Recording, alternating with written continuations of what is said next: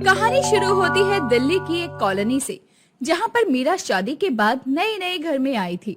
वो बहुत भोली भाली लगती थी, लेकिन उसमें छुपी थी एक खासियत जो कि धीरे धीरे सामने आने वाली थी। चलिए जानते हैं क्या। अरे बहू, आजा आजा, आज तेरी पहली रसोई है। मैं सब कुछ सिखा दूंगी तुझे, यहाँ के सारे नियम कानून बताऊंगी। जी माँ जी, मुझे तो कुछ ज्यादा नहीं आता, आप बताइए क्या करना है, मैं सब सीखना चाहती हूँ।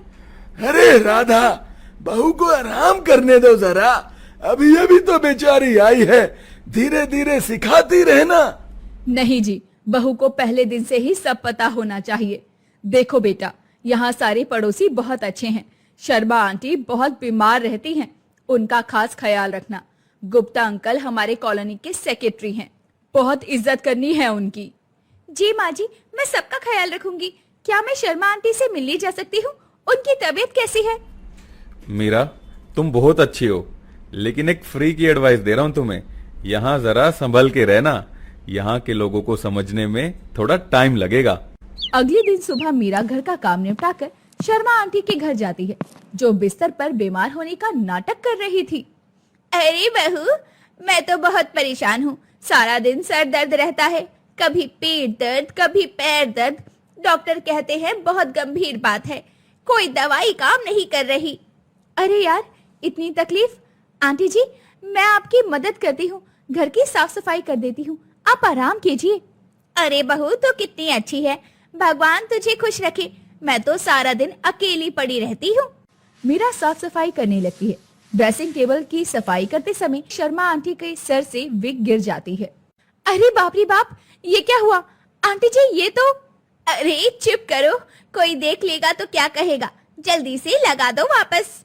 लेकिन आंटी जी, आपके तो असली बाल बहुत घने और काले हैं, फिर विग क्यों पहनी है? और आप तो अभी अभी कह रही थी कि आप बहुत कमजोर हैं। बस भी करो बहू, तुम बच्ची हो, समझोगी नहीं। मैं सिर्फ थोड़ा सा ध्यान चाहती थी, अकेले बहुत बोर हो जाती हूँ, अकेले रहना अच्छा नहीं लगता है। ओह गॉड, तो आप बीमार नहीं है? कोई बात नहीं आंटी जी, लेकिन सच बोलना बेहतर होगा, झूठ से कुछ नहीं मिलता। घर वापस आकर मीरा राधा को सारी बात बता देती है। ये क्या कह रही है तू? शर्मा जी तो हमारी 20 साल पुरानी दोस्त हैं, वो झूठ क्यों बोलेगी? माँ जी, मैंने तो जो देखा वही बताया। उनके पास विग थी, वो बिल्कुल ठीक लग रही थी।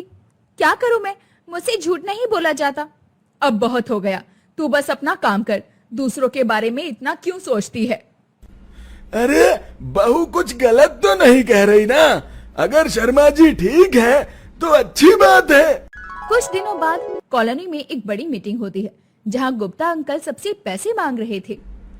सभी सम्मानित निवासियों से विनम्र अनुरोध है कि अगले महीने का मेंटेनेंस चार्ज जमा करें।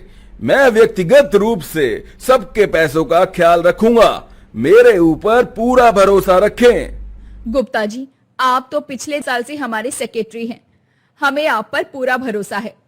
मीरा को कुछ शक होता है, वो ध्यान से गुप्ता अंकल को देखती है। कुछ तो गड़बड़ है, ये आदमी कहीं देखा है मैंने, लेकिन कहाँ? इसकी शक्ल जानी पहचानी लग रही है। मीरा, तुम इतनी परेशान क्यों लग रही हो, क्या बात है? कुछ नहीं जी, बस ऐसे ही। गुप्ता अंकल कब से यहाँ रहते हैं? यही कोई 2 साल हुए होंगे, पहले तो कोई और था, ये तो नए आए हैं। उसी रात मीरा सो नहीं पा रही थी, अचानक उसका फोन आता है। मीरा, कैसी हो बहन? तुम्हारी बहुत जरूरत है, एक बहुत बड़ा केस है, तुम्हारी हेल्प चाहिए।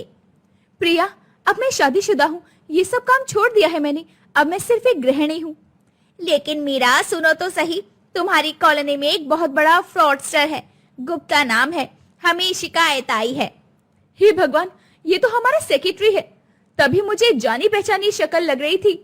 मीरा, ये आदमी कई जगह यही काम कर चुका है, लोगों का पैसा लेकर गायब हो जाता है, तुम्हें कुछ करना होगा, ऐसे नहीं चल पाएगा।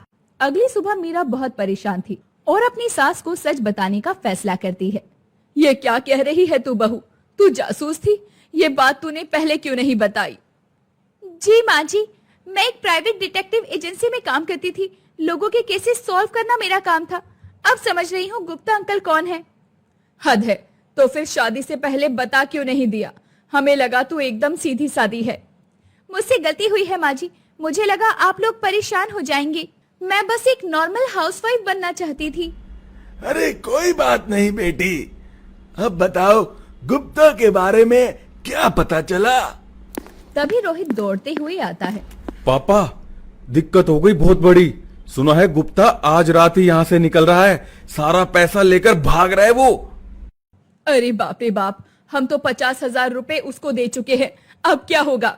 रुकिए माँ जी, घबराने की कोई बात नहीं है, मैं कुछ करती हूँ, अभी भी वक्त है। अरे बहू, तू क्या करेगी? पुलिस को बुलाए क्या? नहीं पिताजी, पहले सबूत चाहिए। मैं अपनी पुरानी टीम को फोन करती हूँ। मीरा अपनी पुरानी टीम को फोन करती है और गुप्ता के खिलाफ सबूत जुटाने का प्लान बनाती है। रोहित जी, मुझे आपकी मदद चाहिए। आज रात हमें गुप्ता अंकल को रंगे हाथ पकड़ना है, तभी सबका पैसा बचेगा। लेकिन मीरा, ये सब करेंगे कैसे? और ये डेंजरस तो नहीं? भरोसा रखिए, मैं जानती हूँ ये काम कैसे करना है। मैंने पहले भी कई केसेस सॉल्व किए हैं। वाह क्या बात है, मेरी बहू तो हीरो निकली। जा बेटा, सबकी मदद कर।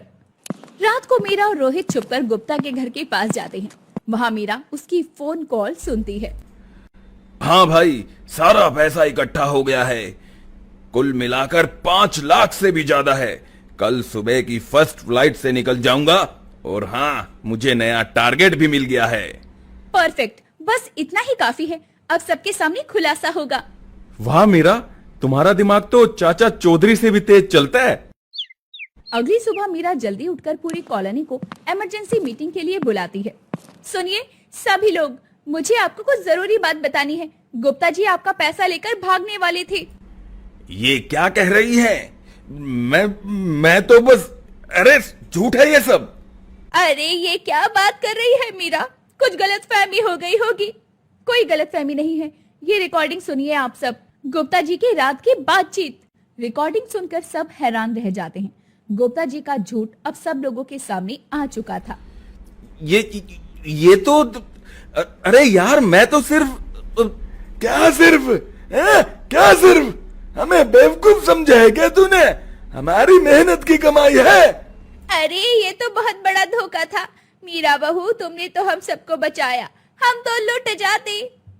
अरे वाह, मेरी बहू तो पूरे मोहल्ले की शार्लक होम्स निकली। लेकिन मैं सोचती थी ये इतनी तेज कैसे है। माँ जी, मैं सिर्फ आपकी बहू हूँ, ये सब काम छोड़ दिया है मैंने, बस आप सबकी मदद के लिए किया था। लेकिन मीरा, तुम्हारी ये स्किल कभी न कभी काम आ जाएगी। आज तुमने देखो सबको बचा लिया ना। पुलिस आकर गुप्ता को गिरफ्तार कर लेती है। सबका पैसा वापस मिल जाता है। अरे अब तो पूरी कॉलोनी जान गई है हमारी बहू कितनी स्मार्ट है। अरे गर्व है हमें उस पर। बहू, तूने तो हमारी नाक ऊंची कर दी। अब मैं सबसे कहूंगी कि मेरी बहू सबसे अलग है, एकदम हीरोइन जैसी। बस करिए माँ जी, मैंने तो अपना फर्ज निभाया है। परिवार और पड़ोसियों की मदद करना मेरी जिम्मेदारी है। कॉलोनी के सभी लोग मीरा को धन्यवाद करते हैं, उसकी तारीफ करते हैं। मीरा बेटी, मुझसे भी बहुत बड़ी गलती हुई, मैं भी तुझसे माफी मांगूंगी। मैं भी बीमारी का झूठा नाटक कर रही थी, तुमने सही कहा था। आंटी जी, अब सब कुछ ठीक है, बस आगे से सच बोलिएगा, झूठ से सिर्फ परेशानी होती है। कहानी का अंत खुशी के माहौल के साथ होता है, जहां सभी मीरा की तारीफ करते हैं। देखा आप लोगों ने, भगवान ने मुझे कैसी अद्भुत बहू दी है। ऊपर से भोली भाली, अंदर से बिल्कुल शेरनी, जबरदस्त है मेरी बहू। अरे माँ जी, अब बस भी करिए, मुझे शर्म आ रही है। मैं तो बस अपनी फैमिली के लिए ये सब कुछ कर रही थी। अंत में पूरी कॉलोनी मीरा के इर्द गिर्द इकट्ठा हो जाती है। मीरा, मैं बहुत खुश नसीब हूँ जो मेरी तुम्हारे से शादी हुई। तुम सच में अनमोल हो। बेटी, भगवान करे तू हमेशा ऐसे ही सबकी मदद करती रहे। तेरी वजह से आज हमारा सिर गर्व से ऊंचा हो गया। अब तो मुझे पूरे मोहल्ले से गर्व से कहना पड़ेगा, मेरी बहू तो पूरे मोहल्ले की शर्लॉक होम्स है, सबकी मुसीबतें हल करने वाली। और माँ जी, अब मैं हमेशा आपकी सच्ची बहू बनकर रहूंगी, यहाँ की सबसे अच्छी परंपराएं सीखूंगी और सबका ख्याल रखूंगी। कहानी खत्म हुई। हंसी खुशी का माहौल था। मीरा ने पूरी कॉलोनी को प्यार और सम्मान दिया और वही उसे वापस भी मिला। अब मीरा की तारीफों के पुल बांधे जाने लगे।